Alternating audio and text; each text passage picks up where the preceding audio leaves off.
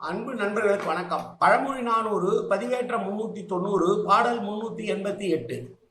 அடங்கி அகப்பட்ட ஐந்தினையும் காத்து தொடங்கிய மூன்றினால் மாண்டு ஈண்டு உடம்பு ஒழிய செல்லும் வாய்க்கு ஏமும் சிறுகாலை செய்யாரே கொல்லி மேல் கொட்டு வைத்தார்.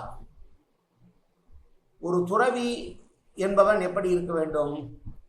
அதற்கென்று விதிக்கப்பட்ட நெறிகளின்பால் முழுமையாக தன்னை ஈடுபடுத்தி கொண்டு தன்னுடைய உடம்பிலே இருக்கக்கூடிய ஐம்புலன்கள் என்று சொல்லக்கூடிய கண், காது, மூக்கு, வாய், உடம்பு என்கிற அவற்றினுடைய போக்கிற்கு செல்லாமல் அவற்றை ஒருநிலைப்படுத்தி துறவு நெறியிலே மனம், மொய், மெய் என்று சொல்லக்கூடிய மூன்றினாலும் நிலைநிறுத்தி கொண்டு சிறந்த ஒரு துறவியோடு இருப்பவன் தான் இந்த உலகத்தை விட்டு மறுமைக்கு செல்லுகிற பொழுது மறுமை என்பது அவனுக்கு நிச்சயமாக கிடைக்கும் என்று துறவு முழுமையாக ஏற்றுக்கொண்டவர்களுடைய நிலையை பொறுத்தே அவர்களுக்கு மறுமையிலே இன்பம் இருக்கும் என்று சொல்லுகிற பாடல்.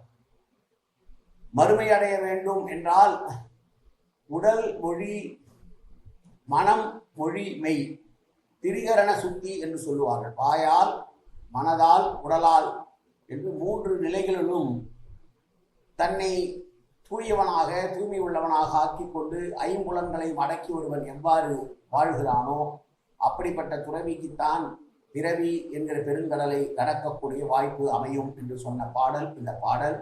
மீண்டும் பாடலை பார்ப்போம். அடங்கி அகப்பட்ட ஐந்தினையும் காத்து தொடங்கிய மூன்றினால் மாண்டு ஈண்டு உடம்பு ஒழிய செல்லும் வாய்க்கு ஏமும் சிறுகாலை செய்யாரே கொல்லி மேல் கொட்டு வைத்தார். நன்றி, வணக்கம்.